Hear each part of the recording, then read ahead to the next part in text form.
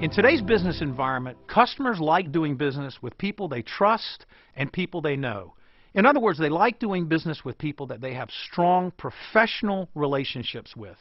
If there is a misconception in our business today, it's that personal relationships build business. The truth is they do, but nothing speeds the business along faster than a trusting, highly credible professional relationship. So at the Knoll Sales Coach, we've built a roadmap, a GPS, if you will, on what you need to do to build ironclad professional relationships with the most important people that you call on.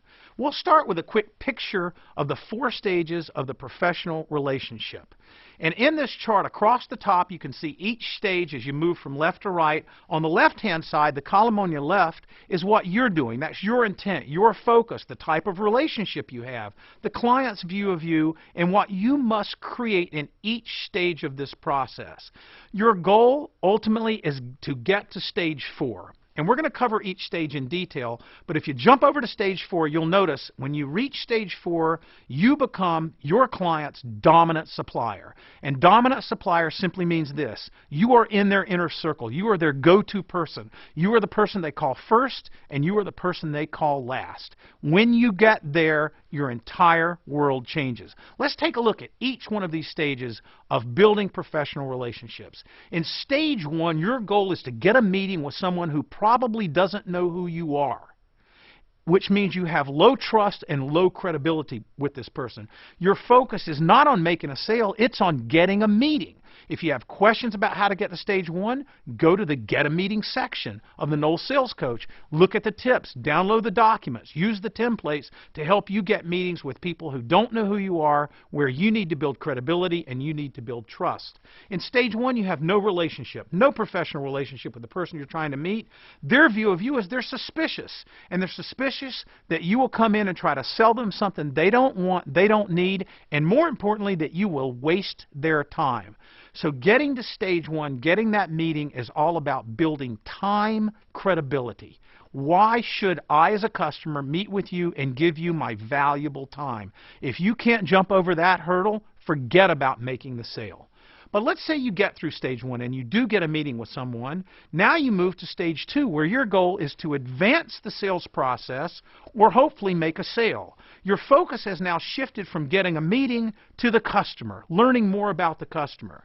You're now in a selling relationship. They know you're there to sell them something, and you know you're there to sell them something, but they're still skeptical because you don't have a strong trust relationship built yet.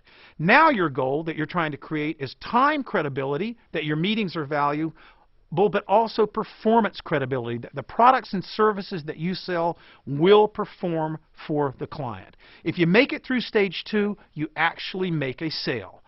The interesting thing about making a sale in the media business is the moment you make a sale in our business, the focus now is creating repeat business. The problem with repeat business is the moment you get these people on your air, every competitor in the marketplace starts calling them and telling them what's wrong with your products, what's wrong with your services, what's wrong with your stations. So now your focus has to shift to your competition. You have to be aware of the competition. Your relationship with this client has moved all the way from having no relationship to a transactional relationship, which simply means this: the client sees you as a purchase option. If everything falls into place, if none of your competitors are coming in with a free trip included in the buy that they're offering, if your rates are right, if you're treating them right, you will probably be on the buy. If anything falls out of place, they drop you and they move. It's a very tedious place to live your life. It's a very stressful place to operate in a business environment, and it's all about continuing to build your integrity and in trust. Probably 75 to 90% of all of the business that you get in the media industry, 75 to 90%, comes from people that see you as a transactional supplier. And that is a high-stress environment where at any time you could lose a piece of business that's instrumental in you making your budget for the year. That's why your goal is to move to the next stage of this 4-stage process, and that is to become the dominant supplier, the go-to person for your key customers. In order to get there, you have to shift your focus not from the meeting, not on your customer, not on the competition, but you've got to shift your focus focus to your customer's customer. You've got to start learning how your customer does business with their customer, and you've got to help them do business with their customer more effectively. When you get there, your customer becomes an emotional advocate. We'll take a look at the power of that in just a minute. They see you as their most trusted supplier, and they see you as having a consultative relationship with them.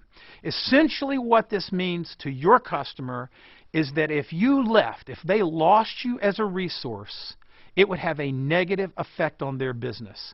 And that's when you have reached the inner circle. The beauty of stage 4 relationships, the beauty of being in the inner circle, is that when you're on the inside, all of your competitors are on the outside. So let's take a look at some things that you can do to get to the inner circle. But before we look at that, we're going to look at the true value. A study was done about 4 years ago by the Gallup organization. And in that study, they compared business pairs, like businesses such as Southwest Airlines and United Airlines, to find out if there was any financial advantage of having emotionally loyal customers. And here's what they found, that customers that are emotionally loyal, in the case of Southwest Airlines, they had twice as many emotionally loyal customers as United Airlines. Twice as many as United Airlines. Those emotionally loyal customers spend 25 to 38% more revenue with the companies that they're loyal to than they do with other companies. So there's a financial advantage to getting your clients to stage 4. It's been proven by the Gallup organization. They studied over 100 different categories, and it held true in every single category. So what can you do to get to stage 4? Well, you need to do what we call create a stage 4 moment. And a stage 4 moment has a specific litmus that you have to pass. A stage 4 moment is when you do something for your client that is unique, so your competition is not doing it. It is unexpected. Your client didn't ask you to do it. It helps your customer or your client with their customer. So it can't necessarily just be about their business. It's got to help them do business more effectively with their customer. And the fourth criteria or litmus is no quid pro quo. You can't do it as a part of getting an order. So when you create a moment with your client that is unique, it is unexpected, it helps your customer with their customer, and you're not asking for anything in return, you have just created a stage 4 moment. The way you get to stage 4 is you string together a bunch of these stage 4 moments, one after another. Let's take a look at some examples of things that would be stage 4 moments. First of all, you send them some marketing intelligence about their business or category that they don't have that helps them understand their customer better. In fact, anything that you send them that helps them understand their customer better, whether it's Scarborough research or Nielsen research, any kind of research you have that helps your client understand their customer better, if your competition's not sending it, that's a stage 4 moment. You might help them create an internal sales contest. Instead of giving them tickets to a game and saying, here, go to the game and have fun, you might go in and say, I have these 4 really important tickets. Let's create an internal sales contest and award the winner in your organization these 4 tickets. You might help them by secret shopping in their store and sharing the good and bad. Go into a couple of their locations. Maybe if it's a restaurant chain, you have dinner there. You write up a report back to them and say, here's what I experienced in each of your stores when I secret shopped them.